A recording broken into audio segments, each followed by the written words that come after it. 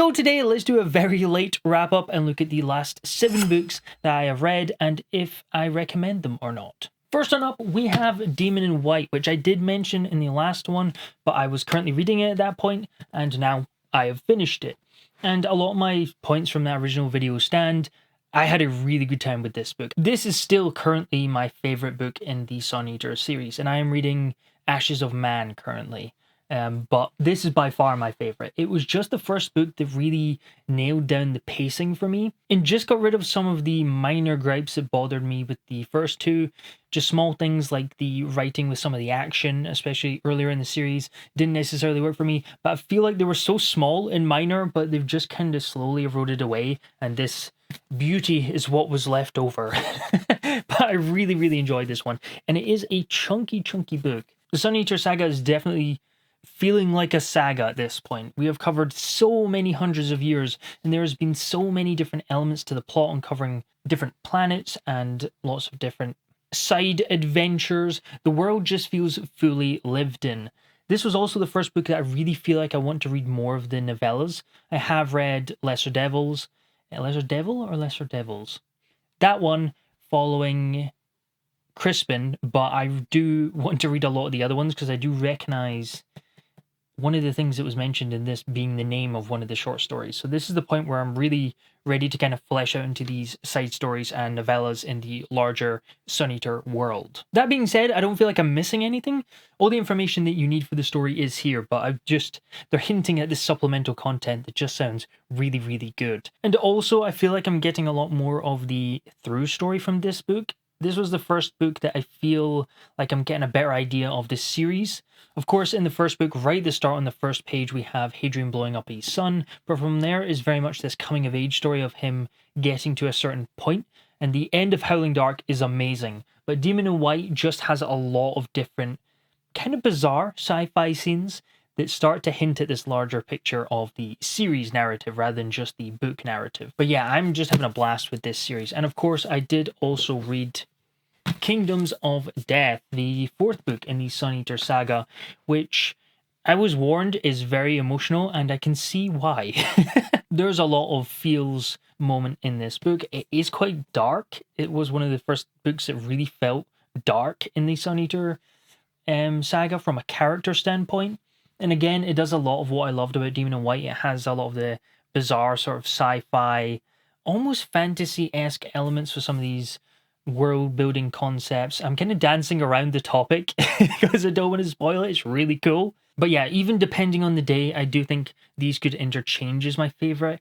I'm leaning more towards Demon in White, but just the character work with Hadrian in this book is intense. And I did also prefer the ending to Kingdoms of Death over Demon in White. Demon in White, awesome ending, just a great kind of typical Sun Eater ending. This one was a little bit different. It was quite heavy, it was quite emotional, but also there was a really nice falling action section as well, where we kind of already hit the climax of the story, and we're just kind of settling in with the resolution to the book overall. And that whole part there was really, really nice and well done. And it made me want to jump into Ashes of Man immediately.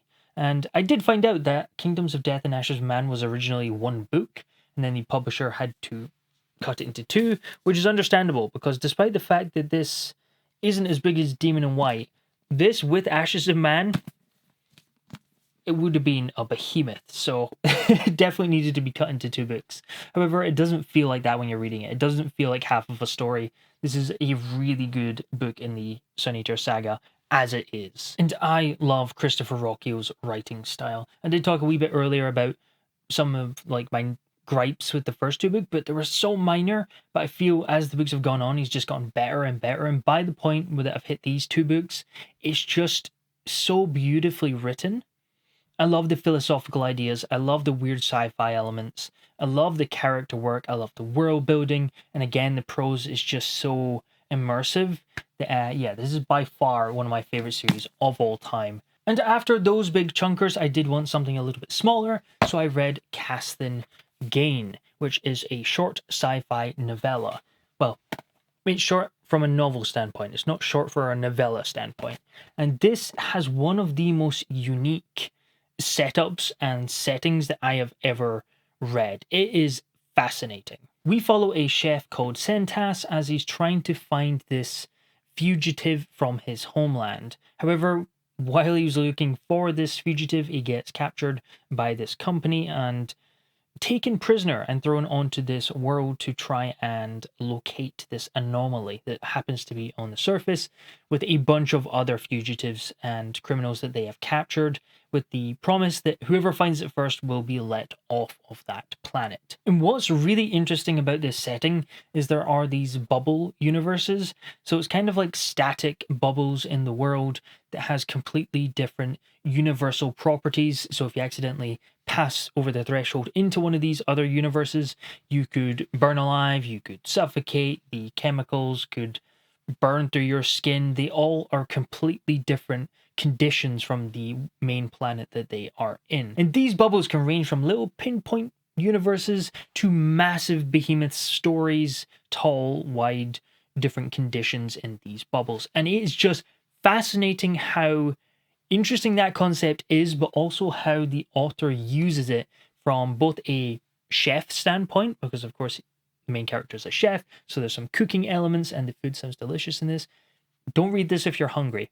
But equally from a narrative standpoint, with some of the fight sections and also just traversing planets obviously changes quite a bit when you can accidentally pass into some of these universe bubbles that will completely fry you. And there is an adorable side character called Chidi, which is this little furball thing that's just so adorable.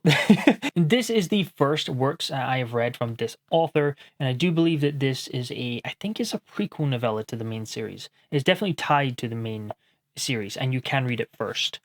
But after reading this, I am fascinated to jump into the main books because I had so much fun. I went in knowing a bit of the concept and thinking it sounded interesting, but I was so impressed with how much fun and how unique this story was. So if you're looking for something completely different, rather short, check out Casthen Gain. Next one up, I read Blackfire Blade by James Logan, the sequel to the Silver Blood Promise. Now, I've talked quite a lot about the Silver Blood Promise, and the sequel most certainly lived up to the hype for me. I really, really enjoyed this book as well. I seem to have been very lucky this quarter. There's a lot of books I've really enjoyed. There are a lot of sequels, though, which often means if I enjoy the first book, I'm going to enjoy the rest of the works. But yeah, I enjoyed this one so much. I did grab the really pretty broken binding edition with the sprayed edges. But also, you need to see the art on the naked hardback of the Crimson Door by Jeff Brown. Absolutely nailed it. Such a beautiful piece of art. Picking up after the events of the Silver Blood Promise, we follow Logan as he ventures out into a brand new location as he continues this hunt for the truth about his father's death. So it is kind of a murder mystery story, and a lot of the plot and the narrative setup definitely relies on kind of finding out pieces of information from different chunks of people and pulling together the overarching narrative, which is just a story structure I really enjoy personally. And the mystery elements in this book hooked me very quickly. I was very intrigued by what was going on with this Korslakov, this snowy northern city. Immediately I was hooked back into this world.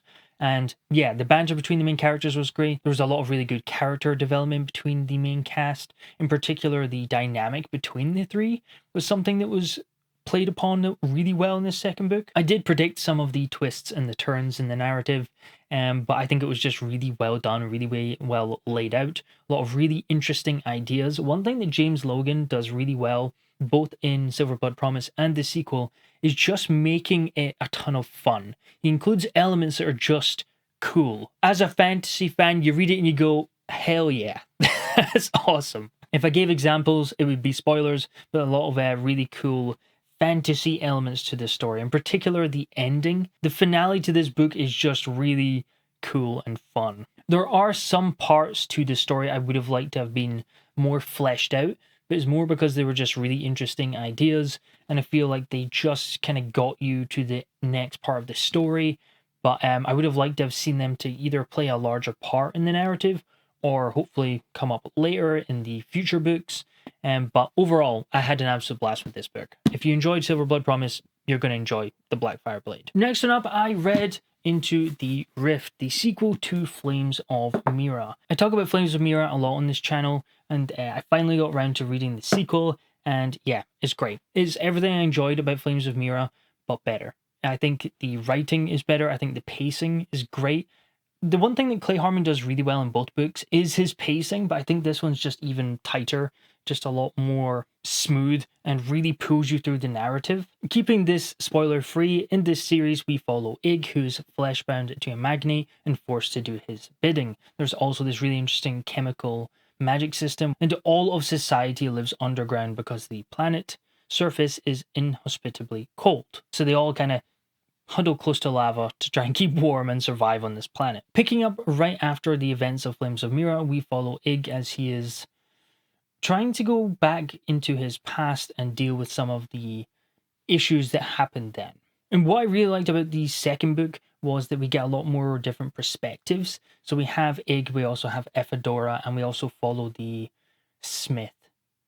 I am terrible with character names, but she's a fantastic character from book one, and I'm really glad that she gets a lot more page time in this sequel. And kind of just having that wider spread of the world and what's currently going on does a really good job to kind of create a picture of the different political maneuvering. And just the world building reveals alone in this book was a ton of fun to learn about, especially with kind of the Emperor, but also some of the founding of the world, and a lot more to do with the magic system itself as well. This just feels like such a great adventure fantasy, but it has a lot of dark elements, especially in this sequel. There's a lot more darker moments, which I personally loved, but I think Clay Harmon just does a great job of really pulling you through the story. There's no fat that needs trimmed, there's no lulls in the pacing, it's just so well paced and even that you will fly through this book. I keep talking about this series, so if you've not read it yet, that's on you. You should pick it up, it's really good. Next one up for Halloween, I read The Exorcist. Now, this isn't my normal type of read. I don't read a lot of horror books, and I did know the story about this young girl who is possessed by this demon, so I wasn't sure how I was going to find this going in, but my friend Harmon, it really hyped this book up, so I was like, okay, let's do it. I wanted a Halloween read, and this just seemed to perfectly fit the bill, especially because I listened to the audiobook, which is narrated by the author, who did a really good job of capturing the very spooky and creepy atmosphere. And this has been just one of my favorite books of the year. It was so unsettling and creepy, and there's one scene in particular that was just absolutely horrifying, and really could have done with skim reading that part. Can't skim read when you've got the audiobook though. But I was majorly impressed with how layered the narrative was. When it has a very simple premise and I kind of already knew the story, I did wonder if it was going to just be too straightforward. But the amount of characterization and distinct, unique characters in this book is so impressive. Rarely do I find a book where every single character that's named and plays a part in the narrative is completely unique from one another, and this was definitely the case with The Exorcist. Between the preacher, the detective, the mother, the girl herself, they were all completely interesting people to follow when we did kind of head hop between them and create this larger narrative. And I think that was one of the real strong suits to the story, it was constantly compelling because we got to see what was going on through different perspectives and also just learn more about them, and there were really interesting characters. I was also really impressed with the writing style. I think it's very cinematic to read, which makes sense. And like I said, I don't read a lot of horror books, but I've not really been that unsettled or scared reading a book before, but I definitely felt unsettled reading this book. And several times I was listening to the audiobook as I went to go meet people, and listening to an hour of The Exorcist on audiobook, and then having to make conversation with people and pretend you didn't just have the most horrifying things whispered into your ear for the last hour is quite jarring. Horrifying possession to nice weather we're having is not really an easy switch to make when listening to this book. It can be a lot. So even if you have watched the very famous film, I still highly recommend that you check out the Exorcist book or the audiobook, because the audiobook is great. I was wondering why I was a book short, but that's because it's right here. Because the last book on this list is Dance of Shadows by Rogba Payne, which I did do a full reading blog type video to that if you want to check that out. However, overall, I had a really good time with this book. This is a multi-POV African-inspired epic fantasy that mainly focuses on a character called Rumi, who's very much kind of the main character, and it's a coming-of-age story of him finding there's more to the world that perhaps meets the eye. Rumi just wants to care for his village, who's currently under a lot of debt, so he starts to play music at this local, it's not really a bar, is it? Inn showroom of some kind. This is until the priest of vultures thinks that he might be this prophesized anti-hero that's going to bring destruction to the world. So suddenly things change very quickly for Rumi and he has to escape from this priest of vultures. For me, the start took a little bit to get into. I did enjoy what I was reading, but it just took a while to hit that inciting incident that really rocketed the main plot line of the narrative.